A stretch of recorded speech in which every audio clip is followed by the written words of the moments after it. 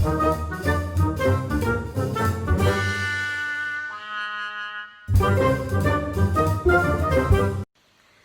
morning and welcome to Flamingo Friday. I'm Vicky Fraser of Moxie Books, and this morning I want to share with you a really cool book that I've been reading as part of my book group, Bookaholics Anonymous, which I'm relaunching shortly. But we've been reading this month Don't Touch My Hair by Emma Dabiri, and it's absolutely brilliant.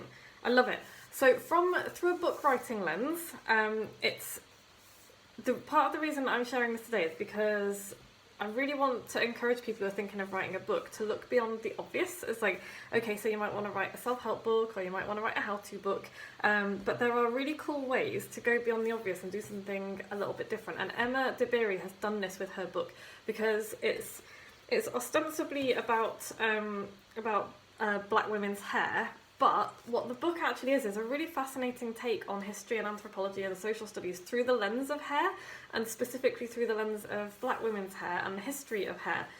And it's just so interesting. It's absolutely fascinating.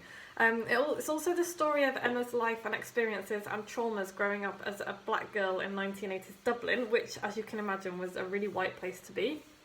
She had no representation. She had really nobody to talk to that was going through the same stuff as her, and it just highlights the importance of representation everywhere.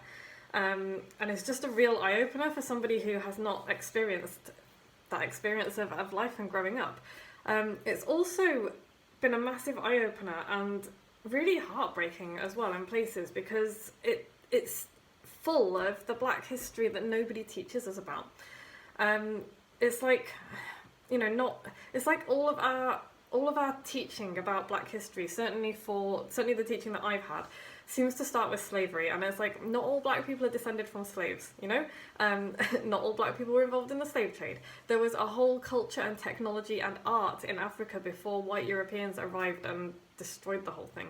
And so, I don't know, it's Black History Month this month, and if you're thinking about that, just a couple of things. First of all, the idea that we live in a world in which Black History Month is necessary, like it's the crumbs from the table, it's the one time anyone gets to think or talk about it, and like it's almost like it's a marginalised side of our history, and it's not. There is so much more than the one story that we tend to hear and that we are told. Go and find them. Discover all of the incredible contributions that black people have made to all our history and lives. The stuff that they have invented that we're just not told about. Like, everyone thinks Edison invented the light bulb, the baby buggy, just bits, things like that have made that if you took them away from our daily lives, our lives wouldn't be the same.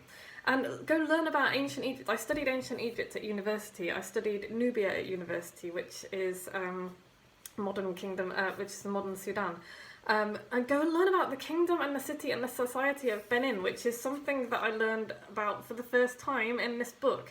That's the history that we're not told, because it started before Europe colonized Africa, and it was in the interests of social constructs to imagine that Africa was uncivilized and barbaric. And go and look up the city of Benin and the amazing society that they had, and the wealth that they had, and the incredible city that they built before Europe got there and just destroyed it. And that was one of the things that I found totally heartbreaking reading this book, was what would our lives be like now if white colonialism hadn't taken over, if capitalism wasn't the way it is now? What would our lives be like? And what have we lost? I think it's pretty obvious what black people have lost, but what has everybody else lost? What has the world lost because of that?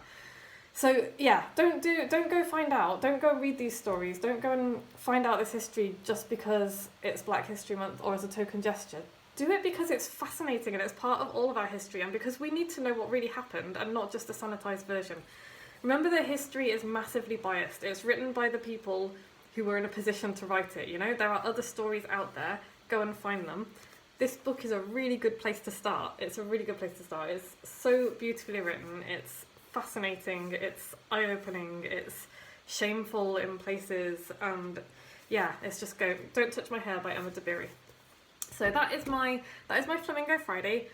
Go find that book, read it, read other books, read other stories, listen to what people are saying, and remember that there is more than one way to write a book, there's more than one lens to write a book through.